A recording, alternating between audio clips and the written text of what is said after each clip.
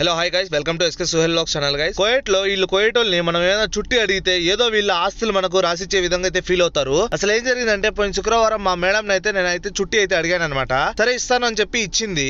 సరే ఇంకా వెళ్దాంలే ఇచ్చింది అని చెప్పి బాగా నీట్ అయ్యి రెడీగా బట్టలన్నీ వేసుకున్న తర్వాత వచ్చి ఒక పెద్ద బాంబు వేసింది. ఏంటంటే నువ్వు మధ్యాహ్నం రాని చెల్లు నన్ను మా కూతురు వాళ్ళ ఇంట్లో దింపేసాని అయితే చెప్పింది. సరే ఎలాగో చుట్టి ఇచ్చింది కదా అని చెప్పి మధ్యాహ్నం బయలుదేరి ఇంకా రాత్రి 10-11కి అట్లా వచ్చాంలే అనుకుంటే దానికి కూడా ఫిట్టింగ్ పెట్టింది మామ. ఏంటంటే రాత్రి 8 కల్లా ఇంట్లో ఉండాలని చెప్పింది. ఇలాంటప్పుడే అనిపిస్తుంది అనమాట చేసే మూడు ఉత్సాహం సర్వనాశనం అయిపోతుంది. ఇప్పుడు చుట్టికి పోకపోతే మళ్ళీ అసలే ఈదని చెప్పి నేనైతే ఇంకా 2 గంటలకు అయితే వెళ్ళిపోయాను. ఇంకా మాలియాకి వెళ్ళేటప్పటికి 3 అయితే అయిందనమాట.